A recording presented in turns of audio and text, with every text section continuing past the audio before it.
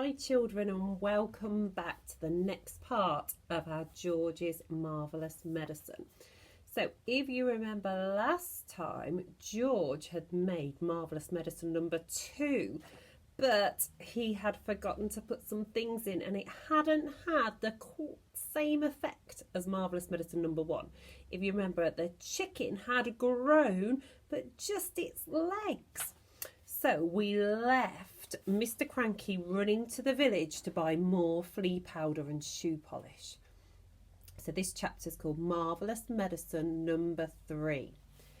Here it is, cried Mr. Killy Cranky, rushing into the kitchen. 1 carton of flea powder for dogs and 1 tin of brown shoe polish. George poured the flea powder into the giant saucepan.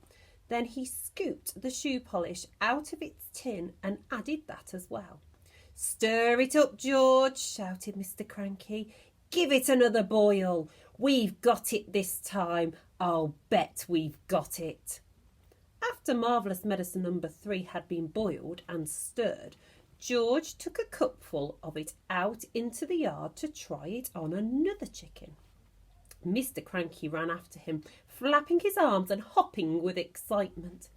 Come and watch this one, he called out to Mrs. Cranky.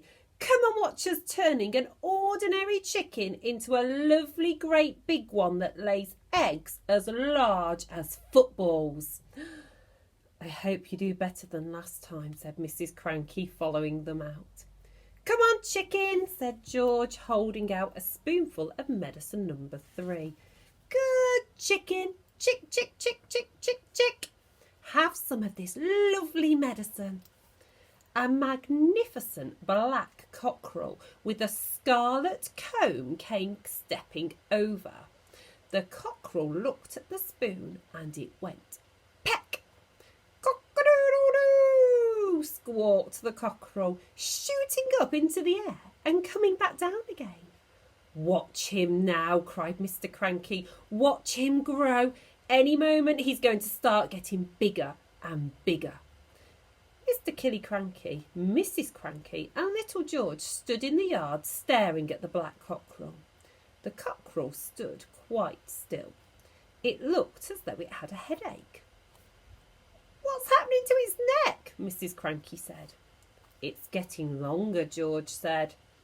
I'll say it's getting longer, Mrs. Cranky said. Mr. Cranky, for once, said nothing. Last time it was the legs, Mrs. Cranky said. Now it's the neck. Who wants a chicken with a long neck? You can't eat a chicken's neck. It was an extraordinary sight. The cockerel's body hadn't grown at all, but the neck was now about 6 feet long. Oh my goodness, children, 6 feet long is even longer than I am tall. All right, George, Mr. Cranky said. What else have you forgotten? I don't know, George said.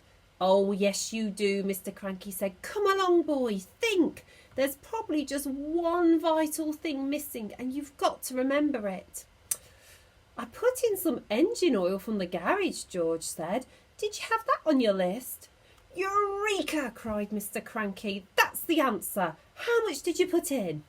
1/2 pint, George said.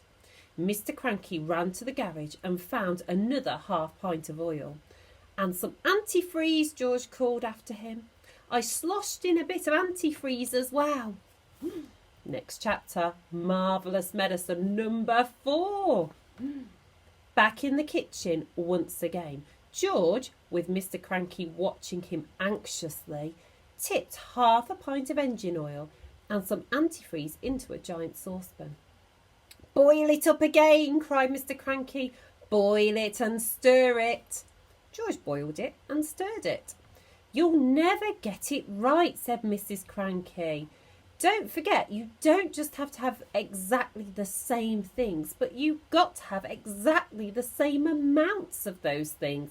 And how can you possibly do that? You keep out of this, cried Mr. Cranky. We're doing fine. We've got it this time. You see if we haven't.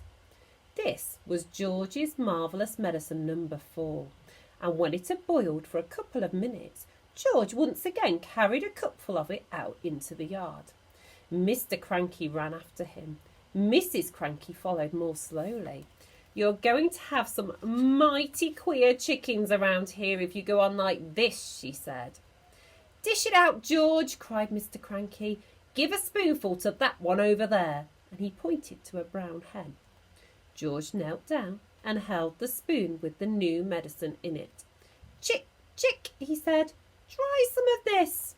The brown hen walked over and looked at the spoon, and then it went peck. "Ouch!" it said. Then a funny whistling noise came out of its beak.